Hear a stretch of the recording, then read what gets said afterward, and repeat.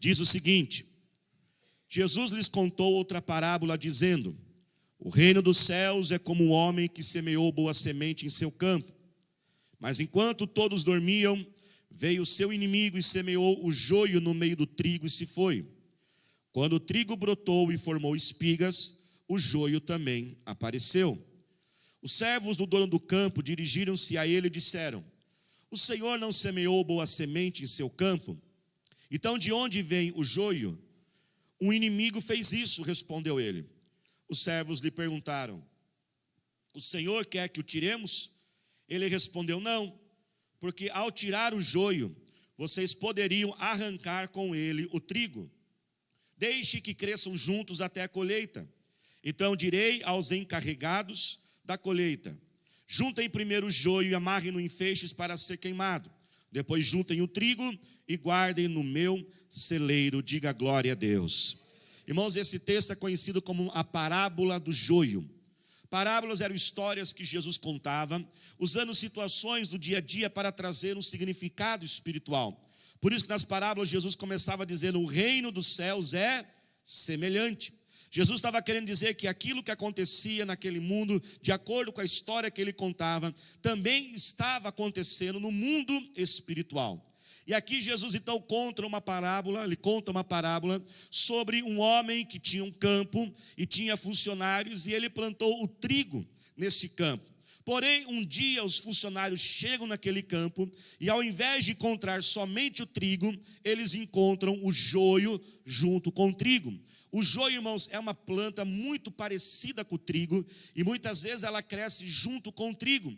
Só que o joio, irmãos, ele é algo extremamente prejudicial à nossa saúde. Enquanto que o trigo é saudável, podemos fazer a farinha e tantos outros derivados. O joio, irmãos, ele é uma planta que faz mal para o corpo humano. Só que existe um problema, que o joio você não consegue identificar nas primeiras fases. Você só consegue diferenciar e discernir o que é trigo e o que é joio já muito perto da hora da colheita. Porque perto da hora da colheita, o grão do trigo ele fica amarelo, mas o grão do joio ele fica preto. E aí que você então consegue identificar e arrancar o joio. Então aqueles funcionários, eles acordam um dia e começam a perceber que aqueles pequenos grãos agora estão ficando pretos. Então eles dizem: tem joio no meio desse trigo. E eles procuram então agora o Senhor, ali confusos, em dúvidas, por que aquilo está acontecendo, e falam: Senhor, nós não plantamos joio, só plantamos trigo. O que está acontecendo aqui? Por que nós estamos assim, pegos de surpresa com essa situação? Então o Senhor daquele campo diz: olha, sabe o que aconteceu? Durante a noite, enquanto nós estávamos dormindo, o nosso inimigo veio aqui, talvez um concorrente, e plantou o joio no meio do nosso trigo para prejudicar a nossa colheita. Então a Bíblia diz que aqueles servos falam para o Senhor: Senhor, então o que nós vamos fazer? Vamos arrancar o joio agora? Ele falou assim: não vai ser agora. Tenha calma, na hora certa a gente vai arrancar. Porque se a gente arrancar na hora errada, a gente vai se confundir e vai arrancar o trigo junto. Quem está entendendo, diga amém. Ele fala: na hora certa eu vou mandar os meus encarregados e nós vamos continuar tendo essa colheita. Essa colheita vai ser uma grande colheita, mas no tempo adequado nós vamos arrancar este joio. Essa parábola, irmãos, no seu primeiro sentido, no seu primeiro propósito, ela fala acerca de salvação. O joio representa a praga, o joio representa o mal, o joio representa aquilo que Satanás planta na nossa mente, no nosso coração, quando nós estamos descuidados e não vigiamos a vida espiritual. E ali ser separado entre trigo e joio, e ali o joio ser queimado, faz uma alusão, significa sobre o inferno. O trigo representa aqueles que serão salvos e o joio representa aqueles que não receberão a salvação. Mas esse texto, irmãos, além de trazer para nós um sentido, um significado e uma mensagem acerca de salvação, ele também nos ensina vários princípios de organização de vida e de vitória no nosso dia a dia. E o primeiro princípio que esta parábola nos ensina é que a vida, irmãos, ela é feita de imprevistos. A imprevisibilidade da vida, irmãos, é uma realidade. Nós não conseguimos prever tudo que irá acontecer. Nós não temos a onisciência de Deus. Nós não temos toda a capacidade, toda a inteligência que Deus tem. Apesar da gente ter que fazer planos e temos que ser organizados, amém, igreja? E quando você faz um projeto, presta atenção, não é errado você prever que algo pode dar errado. Não é errado. Muitos pensam, isso aí é falta de fé. Muitos pensam que é você ser uma pessoa negativa. Não é. O livro de Provérbios, capítulo 6, fala assim: olhem a formiga e observem a formiga, que quando chega na época de verão, ela junta alimento para a época de inverno. Ou seja, a Bíblia está dizendo, haverão tempos difíceis, podem acontecer coisas difíceis, então esteja precavido para aquilo. Se preparar, irmãos, para algo de ruim que pode acontecer conosco, é sabedoria e não falta de fé. Mas mesmo que a gente se prepare, a gente seja organizado, mesmo que a gente planeje, mesmo que a gente elimine todas as possibilidades de um projeto, de algo na nossa vida que pode dar errado, ainda assim, muitas coisas podem acontecer sem a gente prever. Muitas coisas podem acontecer fora do nosso controle. A vida, ela é imprevisível. E é sobre isso que Deus quer falar conosco nessa noite. Eu incentivo você a abrir o seu coração. Como que nós lidamos com essa imprevisibilidade da vida? Aqueles acontecimentos que estão fora do nosso controle, que nós não imaginávamos que iria acontecer. Quantas famílias, por exemplo, quantos pais, que às vezes a esposa está grávida, ele sonha com um filho, e aquele filho gera toda uma expectativa, não é mesmo, de alegria, nós vamos ser felizes, até que enfim, este sonho. E quantas vezes aquela criança nasce, mas no primeiro momento não gera alegria, às vezes gera confusão, o casal não consegue entender, cuidar daquele filho. Existe algo que algumas mulheres passam, que é a depressão pós-parto. Aquilo que era para ser alegria, talvez gera aquela depressão, e aquele momento fica tão ali complicado. Casais já um pouco mais velhos, com mais anos de casamento, experimentam outra realidade. Você passa ali 20, 25 anos da sua vida cuidando dos filhos, é o motorista dos filhos, e resolvendo as coisas para os filhos, e os filhos vão crescendo, e ali um já casa, o outro já está noivo, e aí você, maridão, olha para tua esposa e fala: amorzinho, daqui a pouquinho vai ser só nós de novo, e nós vamos ficar aqui só eu e você, esses filhos vão vazar de casa, e a gente vai poder viajar, a gente vai poder cuidar das coisas, e você começa a imaginar, e de repente só está você e a tua esposa, o teu esposo, aquela expressão que nós usamos, né, o ninho vazio, e agora você pensa que vai ser alegria total. De repente um olha para o outro: o que a gente faz agora? Eles não sabem mais como ser casal, porque passaram os últimos, talvez 25, 30 anos cuidando dos filhos, eles perderam o companheirismo, não sabem nem mais o que conversar.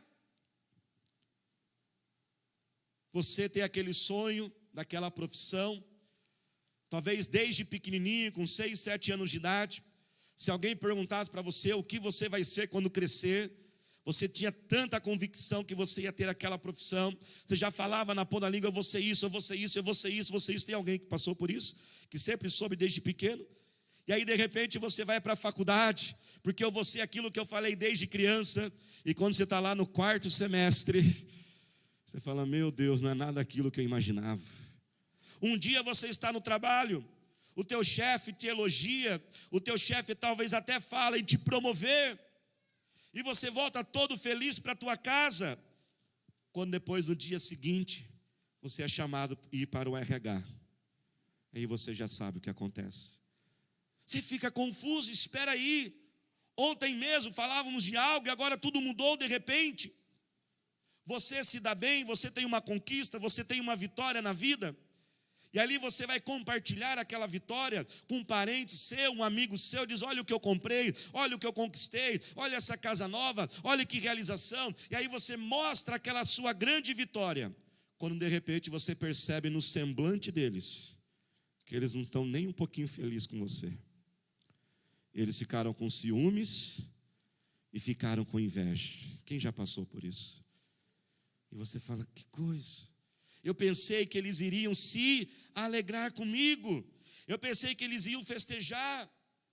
Você faz aquele regime, é rúcula para cá, e aveia, não sei o que lá, irmãos, os negócios que não tem gosto direito, e a sua expectativa agora, você vai subir na balança, você já sabe o final da história, né? Muitas vezes nós decidimos e falamos: agora eu vou pegar firme com Jesus, as coisas vão melhorar, quando de repente parece que está tudo piorando. E a gente começa a falar assim, puxa, só foi eu pegar firme com Deus, começar a vir à igreja, as coisas viraram do avesso. A vida, irmãos, é imprevisível. E não é fácil lidar com esses momentos de imprevisibilidade. Não é fácil lidar com isso, porque isso deixa a gente confuso, deixa a gente atordoado. A gente não sabe para onde ir, nós não sabemos como reagir. Mas através dessa história, irmãos, nós podemos aprender como nós podemos lidar com esses imprevistos que acontecem em nossa vida. Quando isso, irmãos, acontecer, faça como aqueles homens fizeram. Qual foi a primeira reação deles? Eles foram procurar o Senhor daquele campo. E foram chegar até ele e disseram, Senhor, o que aconteceu? Por que esse joio está aqui? Nos oriente, ilumine a nossa mente. Sabe, irmãos, Deus tem prazer em iluminar a nossa mente. Deus tem prazer em clarear as coisas. Deus tem prazer em nos orientar. Deus tem prazer em responder os nossos porquês. Deus não é aquele Deus mau, severo, num trono lá que não quer conversar, que você não pode falar com ele nada, não, irmãos. A Bíblia diz que luz para os nossos pés e uma lâmpada para a nossa vida. A luz para a nossa vida é a palavra de Deus, é o Senhor Jesus. Quando algo acontecer e você for pego de surpresa e você não entender por que isso está acontecendo comigo, eu não esperava isso acontecer, corra até Jesus e chega a Ele e diga, Senhor Jesus, me explica, me ensine, me mostre. Mas não vá, irmãos, para a murmuração, não entre no caminho da reclamação. Sabe, irmãos, algo que define, preste atenção nisso. Um dos indicadores que define o nosso nível de espiritualidade e de intimidade com Deus é o intervalo que acontece, é o tempo que acontece que você demora entre um evento até você buscar a direção de Deus. Eu vou repetir. Um dos indicadores do seu nível de intimidade e de espiritualidade com Deus é quanto tempo leva para você correr até Jesus depois de algo ruim ou difícil ou imprevisível acontecer. Quanto maior for esse tempo, significa que a tua intimidade com Deus não está tão profunda. Isso acontece, irmãos, toda hora. Algo acontece, a gente vai querendo resolver as coisas. Pergunta para aquele, primeiro a gente fica nervoso, depois a gente fica com raiva, depois a gente xinga, murmura. Aí depois ele fala, Deus, o que está acontecendo? Não, diminua esse intervalo. Quando algo acontecer, que a primeira reação chega, Jesus, me orienta. Essas coisas estão muito estranhas. E eu sei que tem gente aqui que está passando por esses imprevisíveis da vida.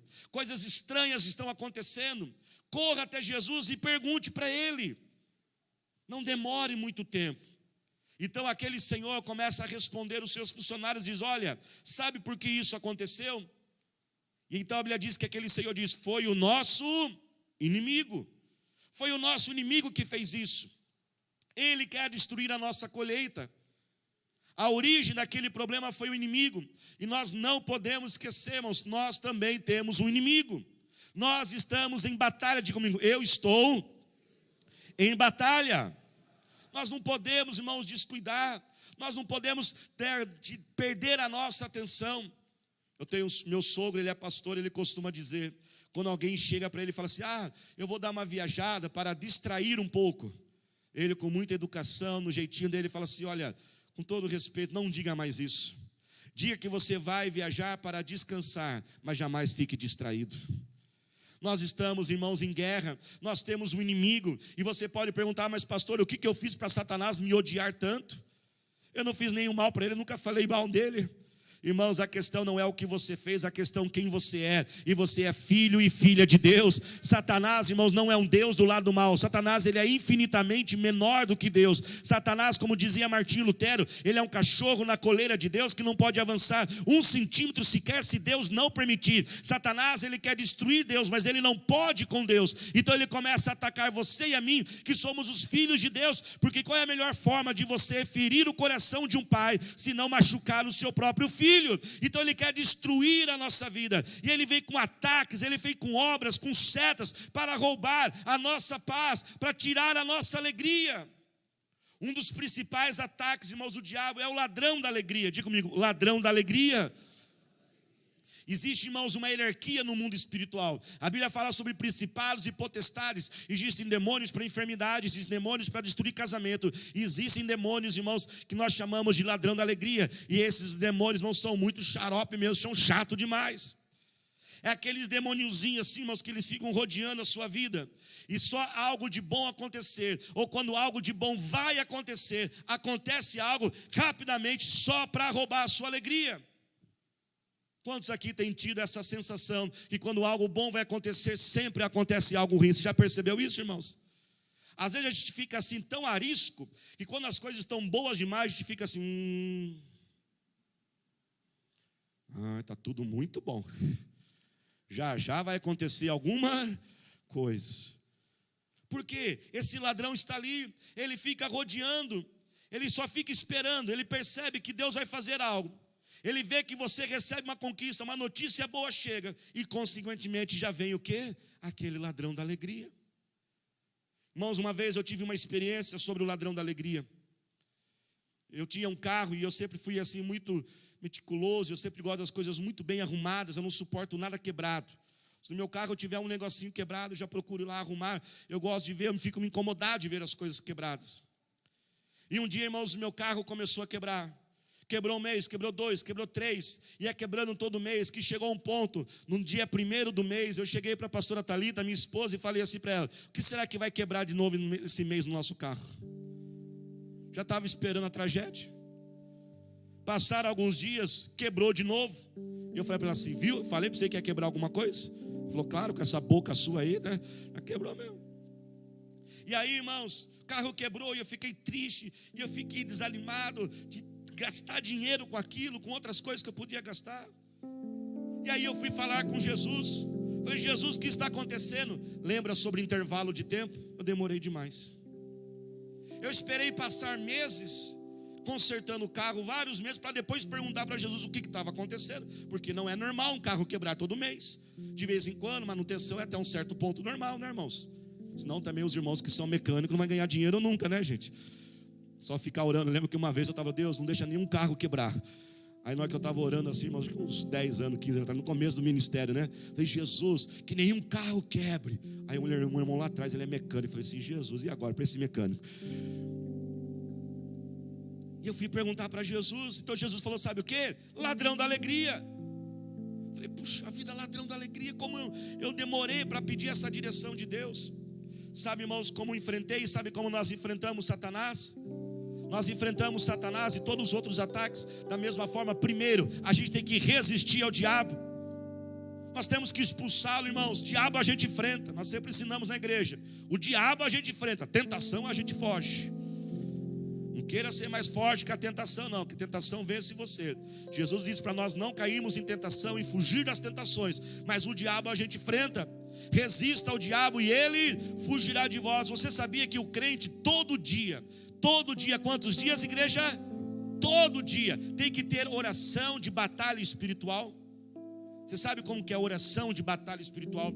Oração de batalha espiritual, ela é diferente. Oração de batalha espiritual, você não ora para Deus. Deus faz isso, Deus me liberta, Deus realiza aquilo, Deus me protege. Oração de batalha espiritual, você usa a autoridade que você já tem no nome de Jesus. Quem é de Jesus aí? Amém? Você tem autoridade sobre você. Você usa aquela autoridade e fala diretamente com o diabo.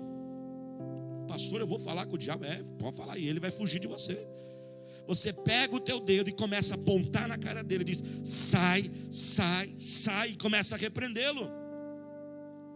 Todo dia o crente tem que ter pelo menos de 5, 7 a 10 minutos de batalha espiritual, todos os dias, repreendendo a mente, repreendendo o coração, expulsar da vida dos filhos, expulsar do trabalho. Eu tenho, irmãos, um temperamento mais melancólico. O meu natural é sempre viver triste.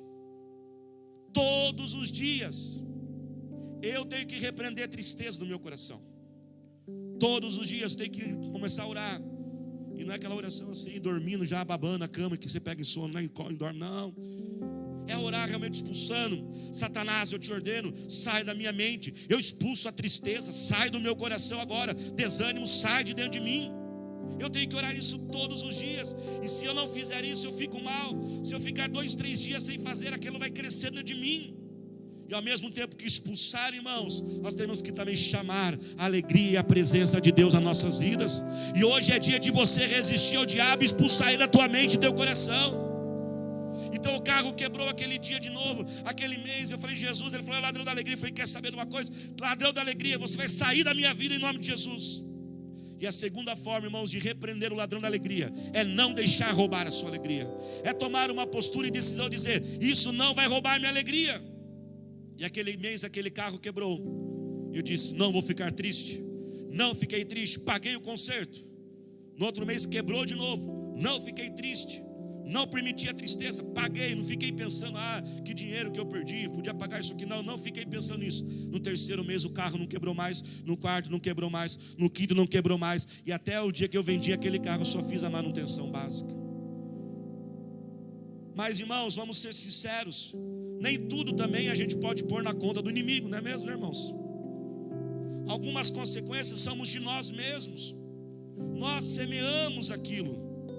E nós temos que entender a nossa parcela, reconhecer nossos erros, abandonar os nossos erros e pedir o socorro de Deus.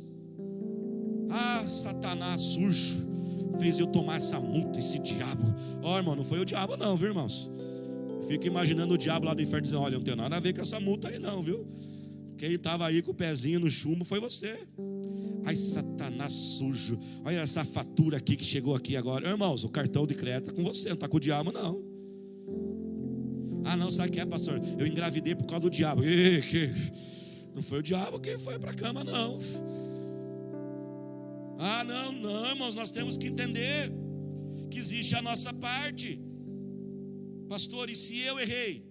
Como eu faço? Você erra, eu erro, todos nós erramos. Como que nós lidamos quando estamos sofrendo consequências de nossos erros? Primeiro, reconhece o erro, sem desculpa, amém, irmãos? Porque tem gente que fala assim, não, eu errei, mas sabe o que é porque eu errei também? Por quê? Que não sei o quê. Ele reconhece o erro, mas já dando um monte de desculpa, né? Reconhece o erro, sem desculpas. Abandona o erro e chama a misericórdia de Deus. Pastor, Deus terá misericórdia de mim? Sim. As misericórdias do Senhor se renovam todos os dias sobre nós. Outras consequências, outros imprevisíveis, não é por causa do diabo, não é por causa de nós, mas é por causa dos outros. Imprevisível, como diz o nome, significa aquilo que não se pode prever. Nós não teremos controle de tudo. Você pode ter 4 filhos, educar 4 filhos do mesmo jeito. Cada um segue um caminho na vida. Uma das coisas mais injustas que existe é julgar pais pelas escolhas que os filhos fizeram. Deus foi o pai perfeito. Criou o jardim do Éden. Tudo do bom e do melhor. Teve algum pai mais perfeito que Deus, irmãos? E um dia Adão e Eva ainda rejeitaram Deus e fizeram as suas próprias escolhas. Jesus, o líder perfeito, teve líder mais perfeito que Jesus? Não. E um dia Judas não ouviu o que Jesus ensinou, rejeitou Jesus, traiu e vendeu Jesus. Porém, irmãos, não podemos esquecer que também existe uma outra origem de algo imprevisível que acontece em nós, que vem do nosso Deus.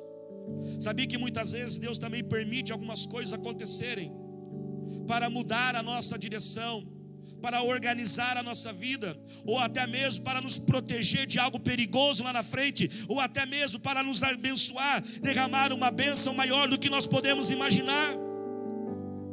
Muitas vezes nós estamos num caminho, irmãos, e a gente está surdo, Deus está falando, o pastor está falando, anjo está falando, painel de LED na frente, mas a pessoa não enxerga o negócio.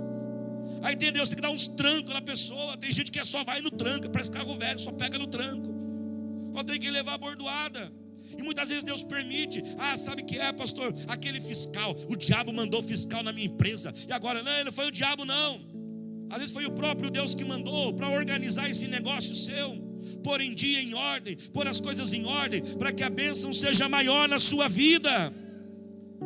Quem lembra aqui da história de Gideão? Gideão foi um homem escolhido por Deus. Deus chega para ele e fala: Gideão, você vai organizar um grande exército para lutar contra os midianitas. Gideão então fica animado: puxa vida, eu vou organizar um exército, eu vou convocar todo mundo. E ele chama, manda carta, tal. E quando ele reúne o país inteiro, Israel inteiro, irmãos, quantos homens ele consegue? 32 mil homens. Uau, é muito, né? 32 mil homens. Mas sabe qual era o tamanho do exército inimigo? 300 mil. Deus, o que está acontecendo? O Senhor falou que ia estar comigo, o Senhor falou que ia acontecer, ia dar minha vitória. Na nossa mente, na mente de Gideão, já pensou: eu vou conseguir 200 mil, homens assim poderosos, tipo assim Davi, Sansão, que com um já mata 1000, tal. No fim ele só consegue 32 mil. Mas Deus, irmãos, também permite imprevistos na nossa vida. Então Deus chega para Gideão e fala assim: Gideão, tem uma coisa, tem um detalhe nisso aí. Tem gente demais. Que, Deus? Gente demais, tem gente demais. Chegue para os 32 mil e pergunte para eles assim: quem está com medo, vai embora. Olha, meu, que pergunta, medo de um exército. Gideão chega para os 32 mil e fala assim: gente, quem está com medo, vaza. 22 mil vai embora. Só fica 10. E Deus ainda, irmãos, porque Ele é um Deus também do imprevisível, fala: Gideão, tem gente demais nessa história. Manda agora todo mundo beber água no riacho. Quem tomar água igual cachorro, ficar lambendo a água assim, você dispensa da batalha. Só vai usar na batalha quem pegar a água e trouxer até a boca. Era um teste para ver ali o perfil dos soldados, para ver a capacidade deles. Você não toma água igual cachorro. E aí ele põe os 10 mil para tomar água.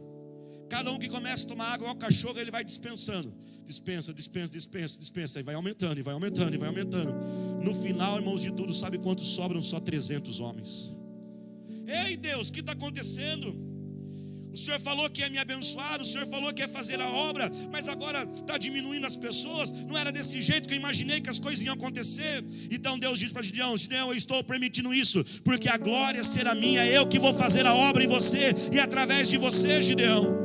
Então aqueles 300 homens, eles têm a vitória sobre 300 mil, porque a mão de Deus estava sobre eles. Talvez algo estranho está acontecendo, algo mudou de repente, e você está assim tão confuso, irmãos. Corra a Jesus e diga para Ele te orientar e falar para Ele, dizer o que está acontecendo. Então aquele Senhor agora começa a orientar e diz: ei, sabe o que está acontecendo? Foi o inimigo. Então agora eles começam a ficar todos agitados. Vamos arrancar o joelho. Ele fala assim: não, calma. Fala para o seu irmão: calma. Diga para ele: calma. Diga para ele: mantenha a fé. Sabe, irmãos, quando essas coisas imprevisíveis acontecem, a gente desespera, a gente desestabiliza. Eu vou morrer. Ei. Dá uns gritos aqui hoje. É Jesus gritando com você: calma, filho. Aonde está a tua fé? Pode estar fora do teu controle, irmãos, mas jamais estará fora do controle do nosso Deus. Quando as coisas acontecem assim, a gente fica confuso. Da onde que veio isso? Por que comigo?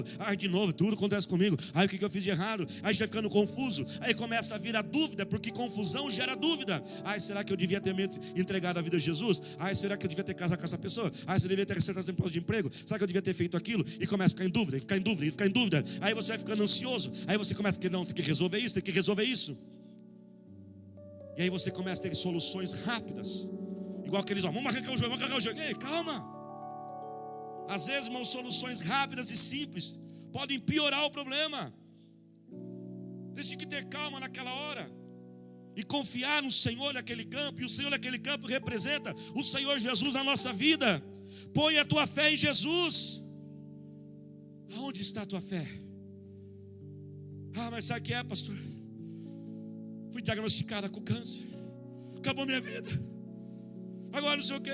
Ei, a tua fé está no câncer? Ou no Jesus, o médico dos médicos, que pode curar o teu corpo?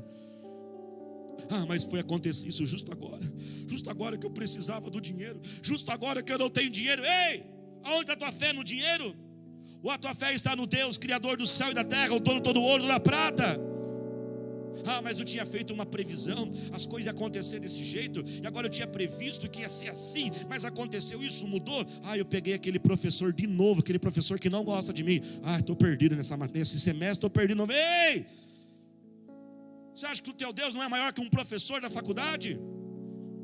Mas a minha célula, eu tinha planejado já multiplicar a célula. Justo a pessoa que eu treinei para ser o futuro líder de célula foi transferido agora para outra cidade. Não vai dar mais para multiplicar a minha célula. Ei, aonde a tua fé, em pessoas ou em Deus, que pode levantar outros líderes?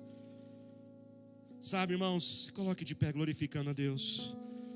Muitas vezes, presta atenção, não são todas as vezes, mas muitas vezes, a direção de Deus na nossa vida será simplesmente aquietar-se. Salmos 46, 10, lemos na abertura deste culto.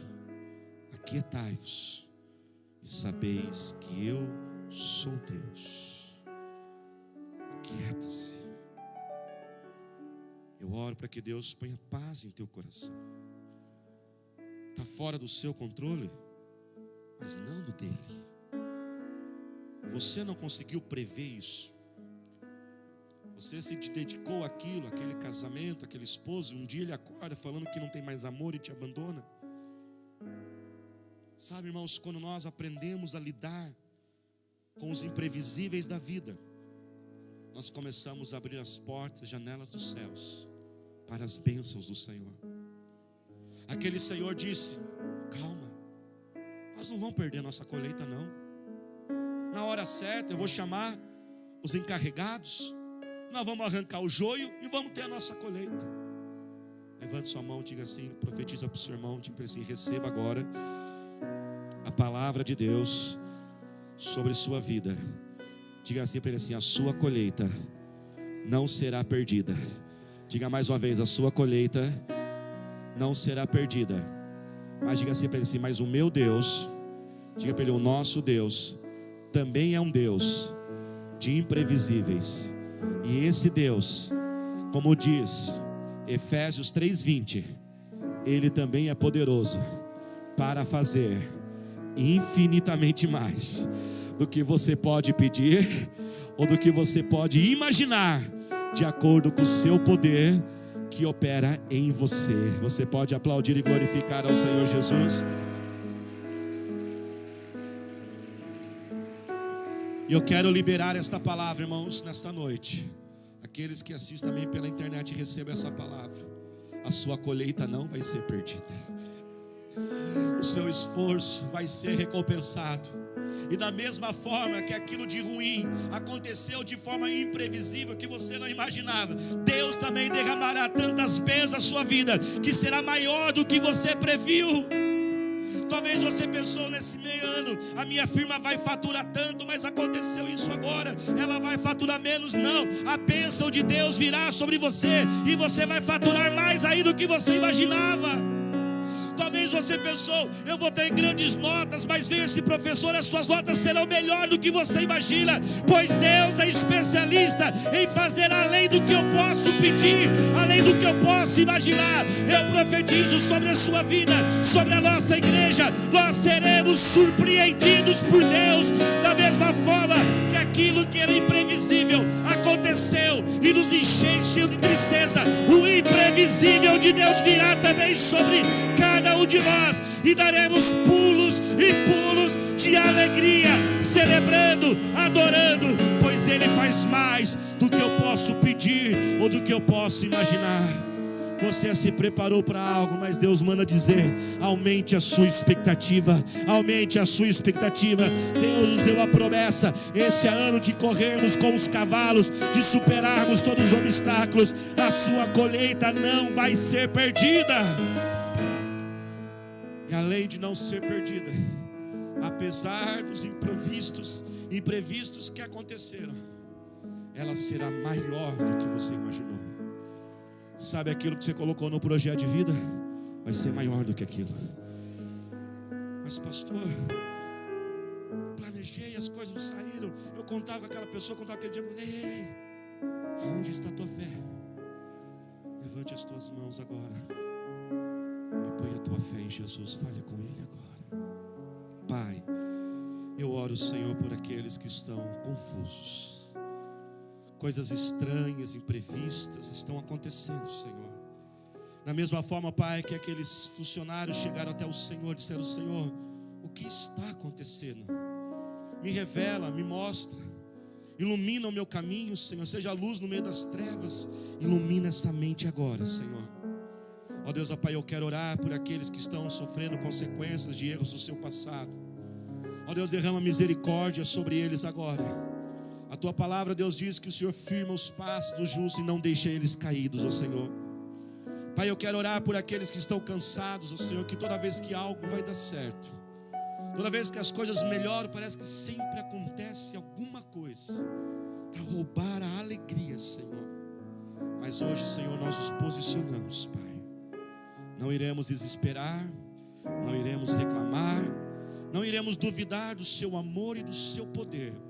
E o nosso coração será cheio da tua paz, pois o que aconteceu não prevíamos, ó Senhor.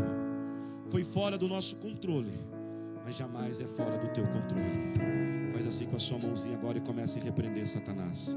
Use a tua autoridade agora, comece a repreender. Abra a tua boca. Comece a dizer: Satanás, solta a minha mente, solta o meu coração. Toda tristeza sai agora, todo desânimo sai agora, todo nervosismo que não me deixa dormir sai agora em nome de Jesus. Ei, não tem esse negócio de ficar desesperado não. Quem tem Jesus não tem desespero. Comece a repreender agora. Use a tua autoridade. Repreenda agora, pratica agora, para você fazer todos os dias da sua vida. Senhor nosso Deus, nosso eterno Pai, nós oramos a Ti e declaramos, ó Pai, que nada irá roubar a nossa colheita, Senhor. Ó Deus, ó Pai, nós declaramos, ó Senhor, pelo contrário, a colheita será maior do que nós imaginávamos, ó Senhor. Seremos surpreendidos por Ti, Senhor. Dê a mão para quem está do seu lado agora. Comece a orar com Ele agora. Oh Deus eterno, Deus poderoso, use a Tua fé agora e ore por esta pessoa. Oh Senhor Jesus, oramos